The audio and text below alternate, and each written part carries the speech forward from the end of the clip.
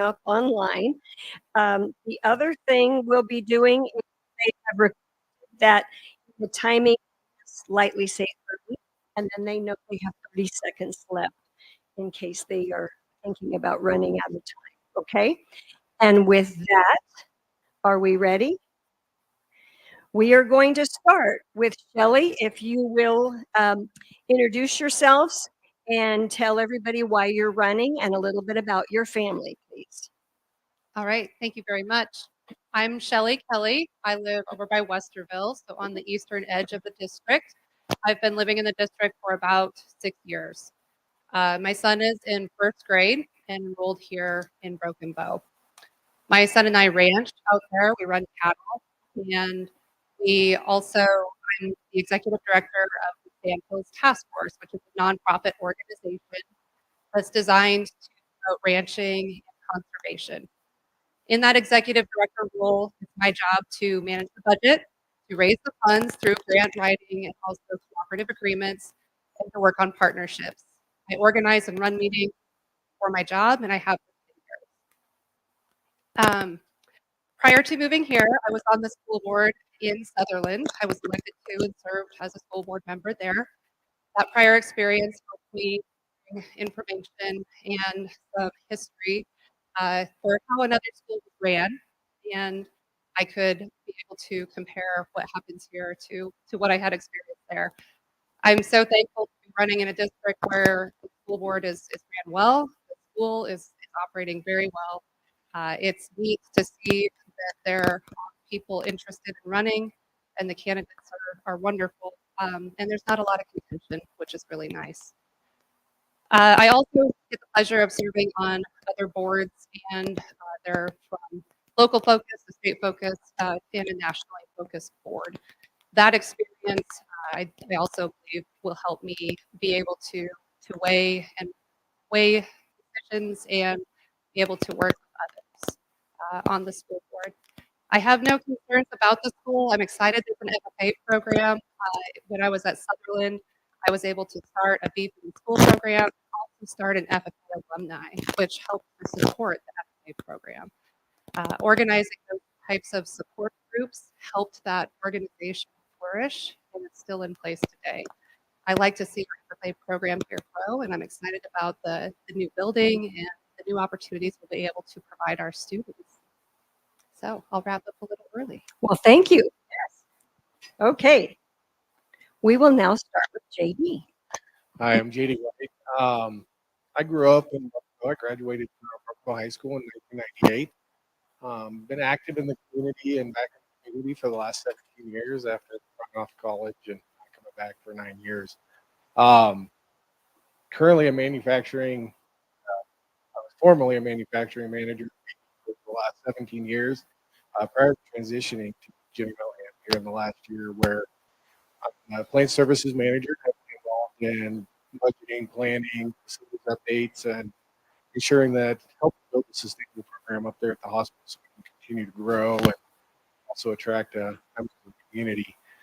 My family, I have in the school system. I have an 8th grader and a 6th grader. We're both very active in sports and the school system itself, and very proud of that. My wife's a physician assistant also in town, and very supportive of the community. And that's a big part of why I'm running. I want to get involved. I'm very servant oriented, and I feel that investing my time and volunteering to be part of the board just goes along with personality for a solution and becoming part of something bigger to ensure that we're growing our community, which I think is important to our education system. I'm also a member of the fire department. The fire department, I serve as a treasurer as well as a captain. I've been active with that for the last 5 years, where I've got an opportunity to serve our community in that way as well. Well, thank you. Okay, so now we will start with Colby, please. Hi, everyone. I'm Colby Fisher. I actually grew up in Culbertson, Nebraska. It's about 11 miles west of McCook, and I graduated from McCook High School. After that, I went to the University of Nebraska-Lincoln, where I obtained a degree in criminology with a minor in psychology. And ever since then, I've spent the last 14 years focused on compliance and safety. Initially within Cabela's, started in the gun cage was the supervisor for firearms and moving into import compliance and then on to building out the safety program. 2016, we went to Seattle, where we spent about 5 years, where I led the global quality and safety team for Starbucks, and then moved over to Amazon. I met my husband in 2009 when I was at the University of Nebraska-Lincoln. He is a Broken Bow native, and so I have been able to see this community grow and prosper for the last 15 years. But we did not officially move back until 2020. We had a unique opportunity when COVID hit that we could move anywhere because we were both working for Amazon and had offices and people around the country, and it didn't take us long to figure out that Broken Bow is where we wanted to be. It was a community, and the school was heavily influential in that decision. We wanted to give our kids the same opportunities growing up we had, and we knew that they couldn't get that in Seattle. So we moved back, and since then, I continue to work for Amazon. I lead the Hardlines policy team, so it's a team of experts where we analyze the of products that are sold on our website. And through all of my ventures, it's been heavily focused on child safety. And so that's really been the forefront of my career and part of the reason why I am running. So I'm very interested in the school board, primarily because I want the opportunity to serve this community. Moving here, I think it's a great opportunity to jump in and involve the school, have in the school in general, and to see the success of our students and the community thrive. I have 3 kids that in Broken Bow Public School, ranging from preschool up through 6th grade. So I'm heavily invested in their educations and the success of children generally. And I think that my background in terms of child safety and reading and writing policies all day, every day, is very beneficial for the school board. I think it translates well, and it's an opportunity to support our community and lead in that manner. I do have teams globally, okay, that I lead. So with that, I spend a lot of time working on strategy with their budgets, identifying vision for our teams moving forward, and I think all of that correlates as well. So I'm excited for the potential to serve. Thank you. Okay, and now Amy. My name is Amy Tharp. For those of you who don't know me, I grew up here, born and raised, not unlike JD. I moved away for a little while, brought my family back here to raise them in the school system. I've got a 5th grader that's in the back, biggest cheerleader, and his older brother works at Pizza Hut. He's a junior, so heavily invested in the school system as well. And he had an interesting perspective where one in elementary school and one in high school. I think that's an important way to look at things. I have a unique background. I've been self-employed more than I've been employed by other companies, but I've done time, so to speak, with corporate America. I want to make sure that it's a good and safe environment for our kids to go to school in, as well as the teachers, and that they have support from the school board for what they need to do, what they need to make their work environment a healthy one, and one where they feel like they can grow and become better leaders in the school themselves. I think that's really important as well. I don't know what else to say about myself. I'm currently working with the Department of Health and Human Services, so that gives me a unique perspective on sometimes I see things I don't want to see. It's kind of a hard situation evaluating people if they need help from services, agencies, whatnot. That's what I evaluate, and just very personal questions. I tell them a lot of times, I'm going to get to know you really, really well. So please don't be embarrassed to tell me your story. And I think that's important to listen to the staff and the teachers, whether it's the cooks in the kitchen, the janitor, or the the teachers that are stressed out because they've got too many kids or something's not going right for them. Let's help them find a way to make them successful, not be so stressed or overwhelmed because we're in an overwhelming world. Too much technology. Right now, they're in a construction zone. When I went to open the house for the school, I wondered what all these turn right signs were, and they said, "Oh, well, that's how we're going to manage traffic." And I'm like, "Oh my God!" So that it's a unique time, and I feel prepared. I've never had an opportunity to serve in this way. I would like to do that for my community. It's given me a lot of opportunity coming from here, and I think that would make me a great candidate. Thank you. Before we start, I want to make sure audio, are you picking them up all right? Okay, very good. Yes. Maybe just, I know it feels okay and loud enough for everyone, but keep the mic a little bit closer to you. Smidge quiet. Okay, very good. All right. And press, which one is going to start with the first question? I can start. Okay, so Jeremy is going to start, and we start with Shelly. From Shelly, we'll move down the road to JD, Colby, then Amy. On the second question, then JD, you'll be up first. Okay, so Jeremy will ask the question, and then I will start the time. 2 minutes. Okay, first question is a simple overarching one. Just describe an effective school board member in your eyes. To me, an effective school board member is, what was I supposed to? Okay, I just canceled. Amy's supposed, or Shelly's supposed to go first, and then JD. But I just hit cancel. So Jeremy, you're going to repeat the question one more time since we just kind of. This is live, everybody. Okay. Okay, describe an effective school board member. Great question. I think an effective school board member is one that's present, that will attend the meetings and the events and get to know the personnel as well as the other school board members. I think it's important to know the administration and to take all inquiries and topics seriously. I think doing homework and doing research is really important too.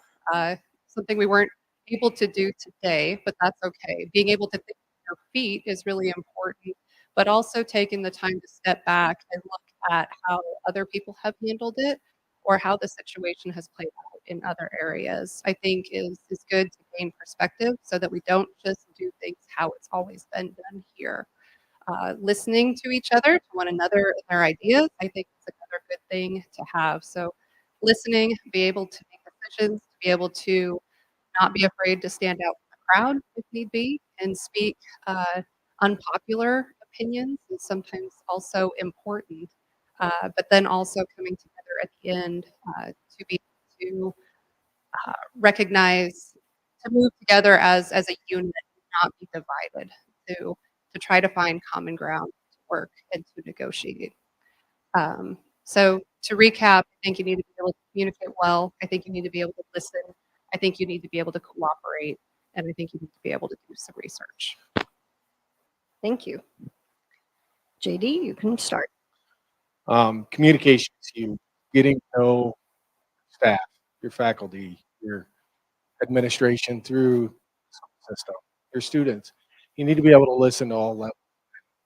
It might be from preschool all the way up through high school students to understand their environment, what they're facing, adversity, and those challenges. But then being able to collaborate together as an effective school board, communicate with your team members. A big thing for me is not having a meeting after a meeting, and that person has to have that integrity to not walk away from a challenging meeting, have a meeting after the meeting, whether it be with members of the community or faculty. Um, you need to be able to leave things on the table and walk away. Let bygones be bygones at the end of challenging meetings. Really like what Shelly said, being able to share that tough opinion and sometimes speak up about things that aren't always a popular discussion. Um, challenging each other to be better, challenging each other to look forward into the beyond. Education is a huge part of that is educate yourself on the policies and the system so that you can face the adversity. Adversity is going to happen. You can think quicker on your feet if you're kind of prepared in the background. You're not always going to be 100% prepared for the challenge that might face the school system. Students walk in the hallway and hallway signs. That's some serious adversity. I think it's important that our kids get through that. Just like COVID, it's adversity, and the school board's got to be prepared, ready to face those challenges effectively and support each other as a team. Thank you. Okay, Colby, please. Yeah, I would completely agree. I mean, I think communication is key. But I think a huge part of that also is actively listening and understanding what the concerns are. So seeking out diverse opinions and working together to find a common ground and to truly understand the people within the school, whether it's the teachers, whether it's faculty, whether it's the students, really seeking to understand the root cause of the issues and then think strategically on how we can move forward and what can help remediate those issues. I think that it's important to identify opportunities for improvement within the school board. I think our school is wonderful as it is.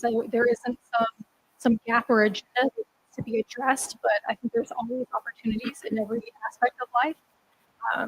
And with that, we need to be able to work together to move forward and continue to grow and progress as a school and a community. Thank you. Okay, Amy.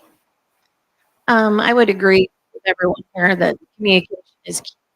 And also open mind on what could be done or needs to be done. I'd like to take a moment to thank the current board members for their excellent job that they've done over the last few years, as well as the 3 that are leaving, or sorry, 2, 3, anyway, sorry.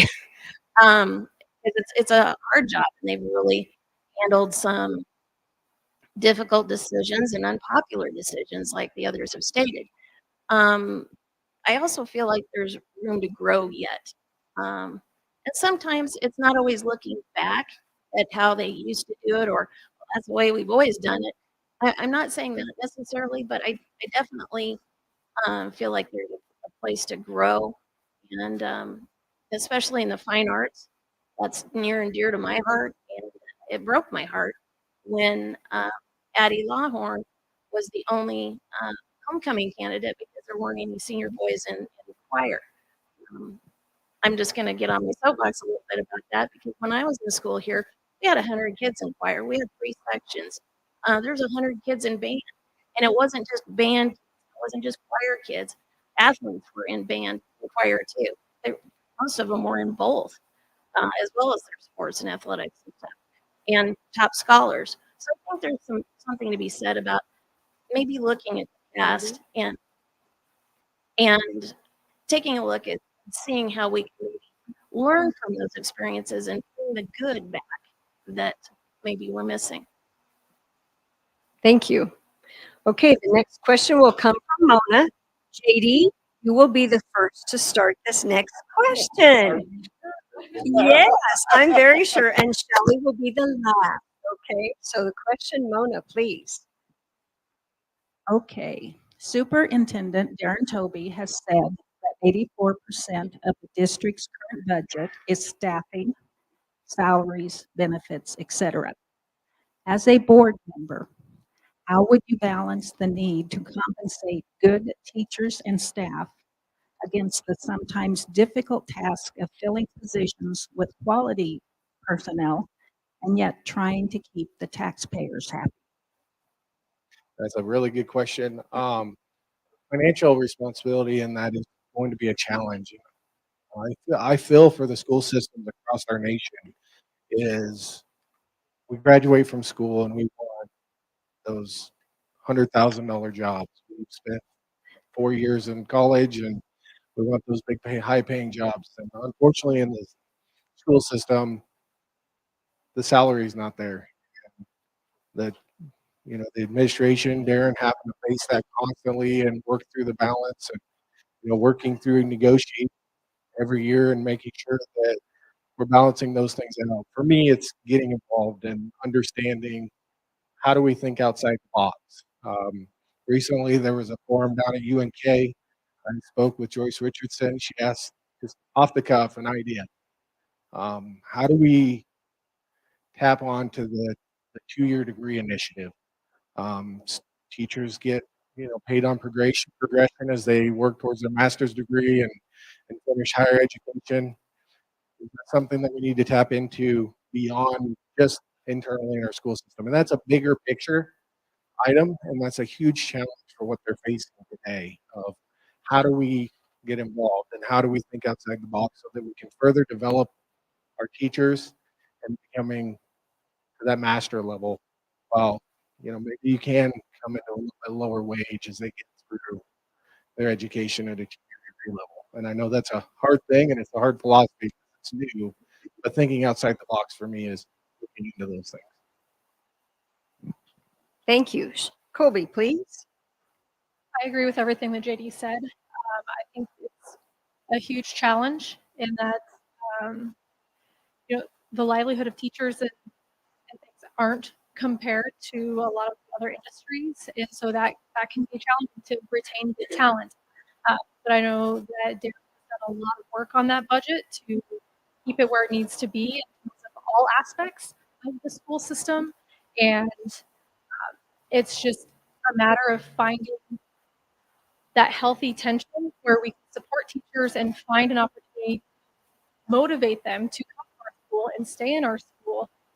There are other alternatives or incentives that we can propose to them to keep them here and keep them engaged besides just the salary. This is a great community. There's a lot to offer. Maybe there's other things that we can get involved with to help bring in and retain that talent. Because otherwise, in terms of just budget, realistically, there's going to be that healthy tension in terms of figuring out where those funds need to go. But supporting our teachers is critical. And it needs to take priority over many things, and we need to think outside the box, as JD said, on ways to bring in and retain that talent. Okay, thank you. Amy? I've heard this at several school board meetings that I've attended, and it just frankly blows my mind that you're operating on that tight of a budget, and I get it, and I commend the current board and Mr. Toby for doing a bang-up job. It's got to be a challenge. I think there's creative ways we can look at. I've got a 25-year background in insurance. My dad would say 40 years, but I'm not that old. I wouldn't know I have a dad. But there's creative ways you can attract new teachers, keep existing ones is the main thing, and community involvement. We've got a great community here. We've got a fabulous hospital. You're doing a great job on that. But we also got we had 2 grocery stores. That was awesome. It'd be great to have 2 again. Those types of things attract new teachers. Having a different after curricular activities, the bowling alley, that's great. There are other things that people can do, and I think to promote that and help encourage that type of growth to continue, because like I said, it's amazing what the current board and Mr. Toby are able to do. It does keep teachers here. However, we do have a challenge with we didn't have a special ed teacher for 2 years, and that was a statewide problem. It wasn't just a Brookmo problem. So. Thank you. Shelly? All right. Well, I think Broken Bow is positioned very well to keep and retain the good, talented employees that we have right now and to recruit new ones because of our community, because of what has been mentioned already as attractive features. We have a great school. We have good administration. We have a well-run school board. And I think that that's going to help us. Spending 84% of the budget on staff, I think, is a really big number, but it's the people that are teaching our kids. We got to have the people in place. And so having great staff is important and should be reflected in the budget. On the district report on the website, it states that the pupil to staff certified staff rates 11 to 1 and 12 to 1. I think that that's really good because we need that one-on-one attention for our kids to be able to learn and for them to be able to grow. So they've done a good job on the budget. I think it's great that they don't have overruns, and the history that we see that I've seen by attending school board meetings is really good.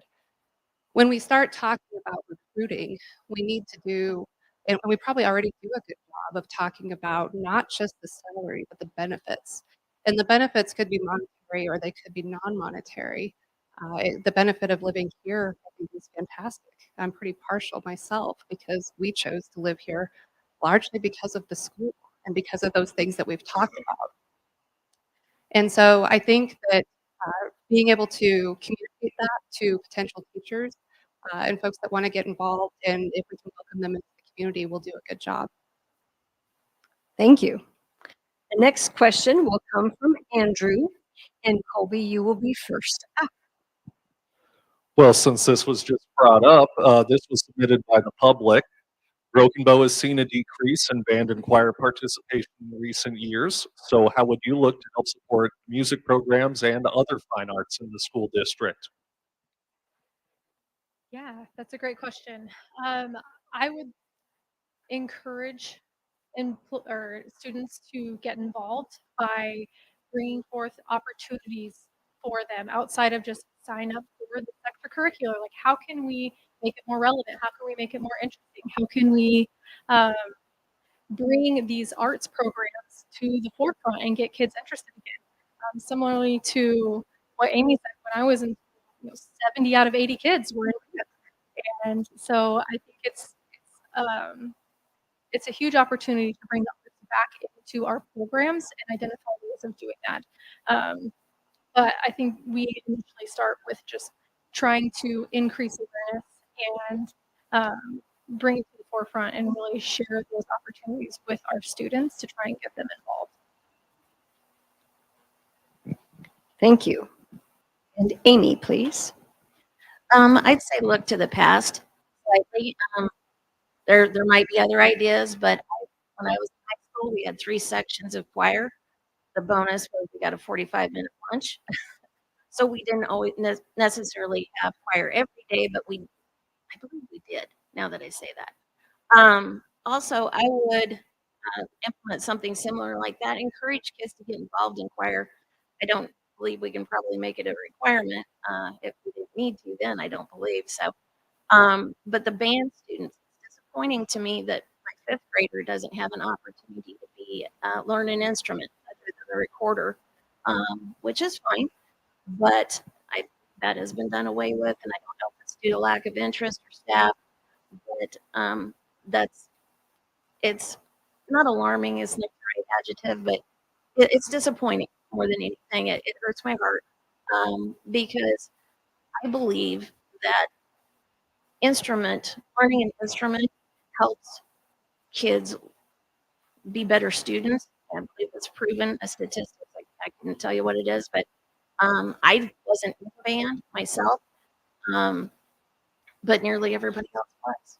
And so we had a great band. They went to the Rose Bowl parade more than once. Unfortunately, I think 20 kids wouldn't make it. Bless their hearts. They work hard. I know they do. But I think we need to take a strong look at that. It's hard when you have 3 band teachers in 6 years and get it back in the elementary schools. Thank you. Shelly. I think band and choir is incredibly important. I was blessed to be able to be involved in both and still played a little bit in college. And so part of the thing that we can do is to talk to our instructors in those fields and be able to see what kind of suggestions that they have. Do they need more staff, more time? What would help to do that? Also, campaigns, educating the kids about the importance. I was just, like Amy talked about, I can't cite the research and I can't tell you the statistics, but I do know that it's been proven that being involved in music helps with you in being able to learn in your intellect. So if we share that information and help promote it, maybe it's it's pushing it a little bit more when the kids are younger. Another thing to do is the adults in the community can help to promote that and elevate fine arts and music and band to be able to be something that is really important.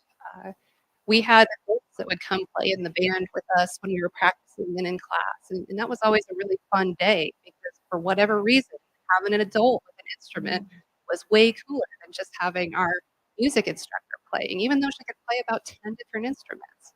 So I think that there's some things that we can do as a community in the PTO to be able to try to promote it within our community. Thank you.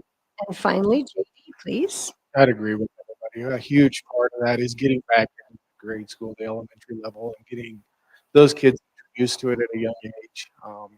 Outside of the school, it's hard because a lot of the exposure to music and that revolves around the home or in the church setting, and those are huge things that they don't always get that. And introducing them at the elementary age when they get into fourth, fifth grade, and give them that opportunity. The world is diverse, and music is diversity. Fine arts is diversity, and it's important that we're engaging our kids at all level, from grade school up. That diversity is out there and giving them the opportunities. I feel that the school system's taken a huge step with the addition and the remodel. That is going to be a huge step for the fine arts program. Looking back at the past, I was fortunate to have Mr. Bristol and Mr. Riker, who've been in the field for many years prior to getting into high school. I do regret not finishing out band, but I had the opportunity to go all 4 years in choir, and it's a part of my life. I love music, and I'm very diverse in music, and those things that I get to pass on to kids, and those are important things. Not only the school system, it also has to be the parents and families have got to be involved and introduce our children to it as well. Thank you. The next question will come from Jeremy. Am I correct? Okay, and we will start with Amy. Jeremy will read his question first. Okay. If you were guaranteed absolute success going in, what are two specific educational priorities that you as a board member would like to see accomplished? First of all, probably school safety. There's nothing more important than safety for our kids. Um, the parents of Uvalde didn't think it would happen to them. Unfortunately, it can happen anywhere. That would be priority number one. Number two would be focusing on the fine arts, getting that back into the elementary. I agree with JD. It starts with the parents, but unfortunately, what I see day to day is not all parents have that ability. And that's something that we need to make easier for those kids too, or also, be involved in the fine arts, whether it's band or choir. And all of us forgot about the art, which my oldest loves art. He goes and takes some of the classes. I finally got him talked into taking some of the classes at the gallery because he has enjoyed the teacher that they have now so much. But those would be my primary ones: student and school safety, and the fine arts. Thank you. And now, Shelly, please. Thank you. If I could pick two things with a 100% success rate, which almost never happens, but as we're dreaming here, because the students do a good job academically, and we've got so many good systems in place on the academic front, I would also go more towards the FFA extracurriculars. So I'll start with FFA in trying to increase participation in FFA. We live in an ag community, and the numbers for FFA in this community are similar to where I graduated from in Burwell. And Burwell's a much smaller community. So I'd love to see an increase in that. It's not just agriculture, it's leadership. And the leadership skills that I have carried me through my professional career and got me started, all started with FFA. And so trying to really promote that program either through increasing, you know, mandatory classes that students have to take for introductory level type stuff. Um, I think that would be where I would start. And then working on fine arts to get the elementary students a little more time spent with music, with art, and even with PE too. Thank you. JD, please. For me, a huge one's going to be infrastructure. The sustainability of not only what we have, but what we're building. How do we ensure that we're not back in the same position in 10, 15, 20 years? Depreciation on the life cycle of most of everything starts at 7 years, and they're lucky to get beyond 15. And without sustainability, we won't retain teachers. We won't be able to continue to provide a safe environment.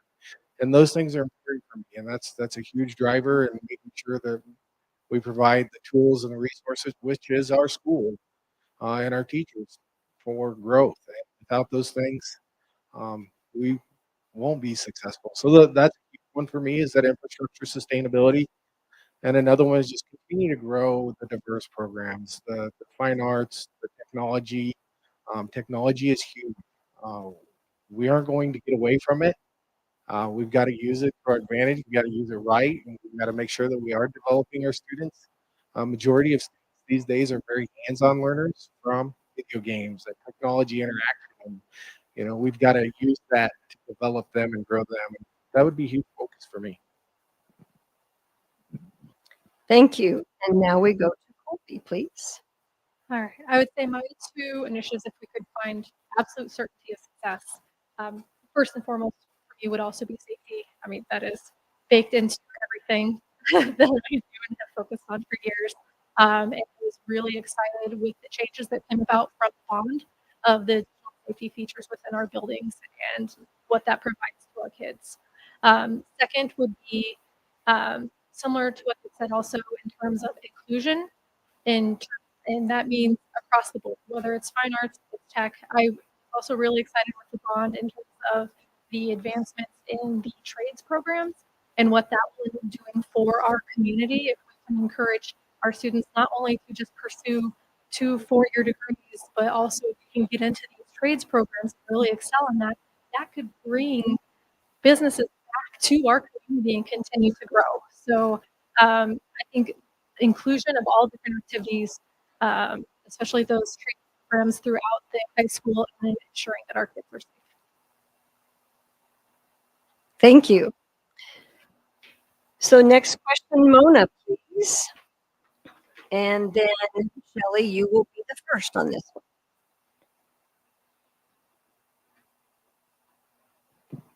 one. Not every student is 100% physically or mentally fit. Not every student has strong family support, and they must rely on the school. As a board member, how do you look to make sure we support students' mental health? Mental health is incredibly important, not just for our students, but probably for our staff and our community too. Our school, it's very important that we have good support in place. And from attending the past school board meetings, I think we have a good system in place for health, for education, for those that struggle mentally and physically. We are actually sought after and have folks come to us for good support in that area. So it's definitely something that's very important and weighs on my mind quite a bit to be able to have the support, to be able to go to the counselor when needed, to be able to talk to the nurse, to be able to get students in therapy as needed, whether that's mental health therapy, whether that's physical therapy, whether that's special education work that needs to be done. I think our teachers are well trained at capturing capturing it and figuring out when students need the support, and the communication between parents and teachers seems to be good. It's definitely something to stay on top of and to evaluate. From what I can tell, everybody's doing a great job. There's always opportunity for growth, But I can't see anything from the experience that I've had so far that is glaringly needs to be changed right now. So I would just look at it to see and learn more and see if there's any opportunities that I could propose going forward. Thank you. And JD, please. I think Mona hit the nail on the head. Unfortunately, the home doesn't always give students that opportunity to get through some of that, and it puts a lot back on us. It puts a lot back on our teachers.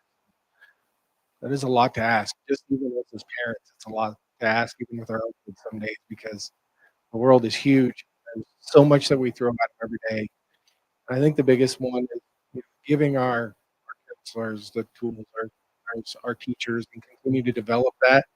The signs, are they recognizing signs? I would agree with Shelly. I feel that the teachers and the coaches that I've worked with, the things that they recognize, and I've seen teachers and coaches take a kid off one-on-one and help them that they may have not been through something, whether it be a mental health issue or just even a physical issue. And I feel that our program is well.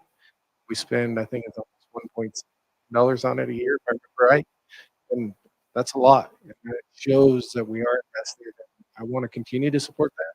Getting closer to it and educating myself within our school system is important before I can help drive those initiatives. But I think the biggest thing is making sure our teachers have the tools to recognize and they get the support that they need so that we can provide the right thing. And unfortunately, it's not a one size fits all. We've got to recognize that as well. Thank you. Colby, please. I would say that the first step in this is normalizing mental health and recognizing that mental health is health and that we need to be cognizant of that and that it's not something to hide or be wary of, that mental health is health. We should be taking care of our people. And so I think one of the keys that we can do would be to engage our teachers and our staff members to really identify what the opportunities are there, whether there is taking additional courses or taking additional time to meet with students to recognize potential opportunities, to recognize if there are challenges or, just kind of feel out those students on a day-to-day basis and keep an eye out. And that could come from training, it could come from teachers. It's really engaging our staff to understand what the challenges are in our community and with our students and help them be actively engaged in supporting them. Thank you. Amy, please. I agree with not every student is physically and mentally fit. They can look okay from the outside, and it's hard to know what their history is, what they've been through, or what type of home life they have. I commend the coaches and the teachers and the staff for recognizing those that need help. There was an incident at the homecoming dance with a young person that is going through a really rough time with a grandparent that is not well and has been raising them. Those types of situations were handled very well, I felt. Commend Mr. Helberg for recognizing the signs and knowing what needed to be done. Even if it would be something as simple as one of the teacher work days, having Miss Mathia, who's new to the staff this year, who I'm excited to meet and get to know. She's a great gal and a great addition. And it's wonderful to have someone at the elementary level full time. Obviously budget probably doesn't allow to have someone at the high school full time. And I believe there's someone that comes in monthly or weekly to handle the upper level classes. So that's good too. But the stigma has kind of gotten away on mental health, thank goodness. And I think that's great. And we need to continue that kind of an environment. It could be something, maybe the teachers need a little mental health day too, or just a fun crazy day just to keep themselves on target. But like I said, maybe one of the teacher work days, have Miss Mathia talk about something that's really important or something she's learned recently or brought to the school. It might help everyone. Um, that would be my suggestion. Thank you. Okay, so now Andrew, right? Okay. All right, Andrew is going to ask the next question. And JD, yes, you have the mic, so you're going to be first. Andrew, your question, please. So sometimes in the course of teaching our students, teachers have to broach some topics that can sometimes be difficult or controversial. We've seen school boards across the country and in parts of our state face controversies over some of the materials that are used in the classroom or that are maybe not required but are available in school libraries. So who do you think should be making determinations about what materials are used and how they should be taught, especially with potentially difficult or controversial subjects? Um, those are definitely challenges that I think every school board has to face. Nebraska is a very conservative state. We are a very conservative community. I think it's huge that as an elected official, you've got to recognize the community that you're in. You've got to kind of rely on your resources, make sure that you're making the right decisions. It's a huge challenge because not every decision is going to be up to the school board because it's going to be driven down from the state. That'd be a challenge back to the community is getting involved and going to that state school board level and making sure your voice is heard. If you want something in the classroom or you don't want something in the classroom, especially when it is controversial. Um, at this level, it's important that we collaborate and we understand the voice of the community. That's why we do elect these positions. And I know that's challenging. But then beyond that, challenge the community to take those controversial things if we're getting it dictated to us from the state level. And that's where we've got to go get heard. Thank you. Colby, please. Yeah, I agree with JD on that. The Department of Education drives our curriculum and what our children are exposed to. And given that we are a more conservative state, I think it's safe to rely that they have our best interests in mind. But if it does come across that we must approach some of these controversial topics, then we need to do it in the right manner. And we need to engage the parents as well to make sure that they're aware of what it is that our children are being exposed to. And then if we need to take an approach to where we are not comfortable and take it up to the next level, then we can discuss that with the Department of Education. Thank you. Amy. Ultimately, these difficult decisions are tough and not ones that anybody really wants to make. You do need to rely on the state statutes and what you know those bylaws and whatnot. But I think you really need to involve the parents and the community.